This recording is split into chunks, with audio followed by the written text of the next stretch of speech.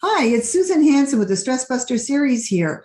And we have our expert interview with Krista Cumming, who is a sleep expert and registered nutritional therapist who helps midlife women learn how to balance their hormones so they can fall asleep and stay asleep without medication and wake up energized and refreshed. So welcome back, Krista. Thank you for having me again, Susan. Oh, great. So, we talked about, the struggles of getting to sleep and waking up and all that kind of thing. So what are you finding that people are trying, all the different things they're trying that are not working for them? I find people are Googling a lot. Why can't I sleep? That's a common thing. Oh, okay. Just spending time trying random sleep hacks that they might find online. That's a big thing. And everyone has their thing that they're trying. I find a lot of women will try melatonin. That's a common thing I hear. And sometimes it can work, sometimes it can't work. It depends what the root cause is. So by taking higher doses of melatonin, that's not always a great option because your body can, you still want your body to be able to produce melatonin. So having it come from an exogenous source outside of your body may affect your body's ability to produce it. And we can still produce it naturally on our own by making sure we do a series of steps. Also, that's a big thing. And just, sleepy time teas, different things. I think a lot of women really can't figure out what's going on. So I think they just try something, maybe some of that sleep hygiene they've been told, like, putting their phone away. They might do it for 2 or 3 nights and then it doesn't work. And I think they're looking kind of for that quick fix. But really, sleep issues can take a little bit of time, or just trying to figure out what really is going on. What's the root cause of why you're not sleeping?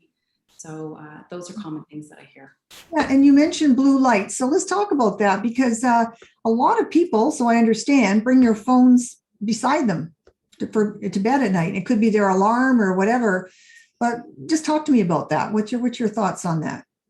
Yeah, I mean, we have 2 different hormones. We'll just talk briefly just on 2 hormones. So your cortisol and melatonin. So if you're on your phone late at night, this is going to affect your melatonin. And your melatonin allows you to fall asleep at night and stay asleep. It gives you that sleepy feeling. I think most of us have that feeling. So if we're on our phone or a tablet, whatever it may be, even a e-reader, our cortisol will block our melatonin, and that will allow our body to struggle to fall asleep at night too. So really getting that blue light out of your eyes is good. There are blue blocking glasses, which some people, you can buy those as well. I think it's a bit of you're trying to get away with it too. If it's something important you need to be on your computer, I would just recommend getting off that. Having your phone in a different room is great, because if you wake up or you hear that buzzing or even that little green light next to you, that's going to distract you. And also having maybe an old school alarm clock next to your bed instead of having your phone. So, we're not looking at our phone first thing in the morning, which is a common habit a lot of people are finding as well too. So even putting those little green dots that everyone may, if you have a fan or a TV or whatever in your room, making sure all those little green dots are covered up with a black electrical tape. You want your room to be really dark, and I mean really dark. Like if you put your hand up in front of you, I don't want you to be able to see your hand. Wow. Right? It should be like a cave. So you want your room to be really cool and really dark.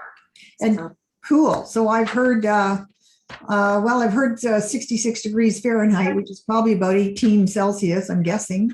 Yeah, you're right. Yeah, that's exactly it. So that's the temperature. And again, melatonin will be made when our body is in that temperature. If you're too warm, which a lot of women I find, you get hot, whether it's hot flashes, they're wearing too much to bed, they've got maybe a spouse, a pet, whatever it may be next to them in bed. If they're starting to overheat, this is certainly going to wake you up and you're not going to have enough sleep. So really keeping your room nice and cool and dark is essential. And, again, it's free, really, right? Like it's true. You have to look for these magic things, really getting simple. It's just too simple. How could that work? And free.